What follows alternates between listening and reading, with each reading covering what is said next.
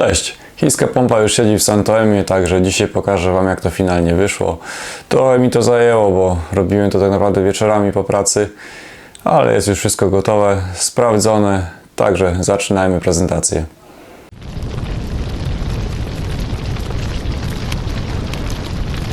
Na pierwszy rzut oka zauważycie pewnie, że obudowa musiała dojść tutaj nowa, z tego względu, że pompa nie mieściła się do fabrycznego miejsca w zbiorniku.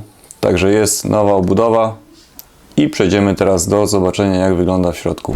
Po zdjęciu obudowy tak to wygląda.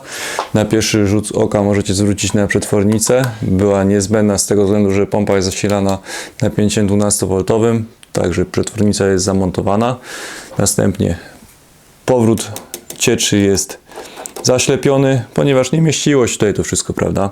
Jeżeli chodzi o stronę zasilającą, no to jest przerobiona na 1/4 z tego względu, że fabryczne rozwiązanie było dosyć takie słabe. Teraz jest cała po prostu magistrala we wnętrzu, ma 8 mm, żeby po prostu ta wydajność była zachowana pompy mocniejszej, czyli około 4 litrów na minutę, oraz jest to przygotowane tak, żeby w przyszłości zamontować jeszcze wydajniejszą.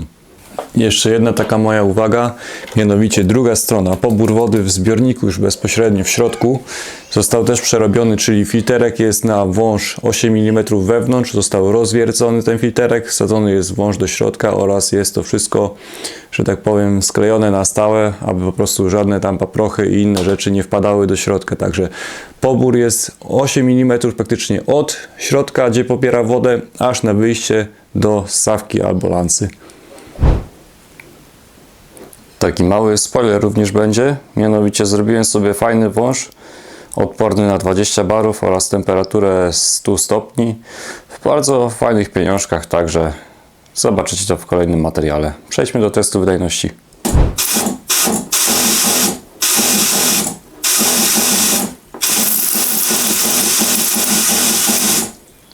Jak widzicie, wydajność została zachowana, także wszelkie próby modyfikacji przepływu się sprawdziły. No i wszystko działa jak powinno, także teraz pozostaje tylko testować dalej i zobaczymy, jak to po prostu wyjdzie z żywotnością tej pompy. Przejdźmy do podsumowania. Jak widzicie, wyszło całkiem chyba nie najgorzej, także sprzęt wyruszy teraz ze mną w najbliższych dniach na zlecenia. Przetestujemy go sobie, zobaczymy, jak będzie z żywotnością tej pompy. Tam na pewno znaleźć w następnych materiałach, jak to wszystko wygląda, także musicie być cierpliwi i zobaczymy, jak to wszystko wyjdzie w pranie, jak to się mówi.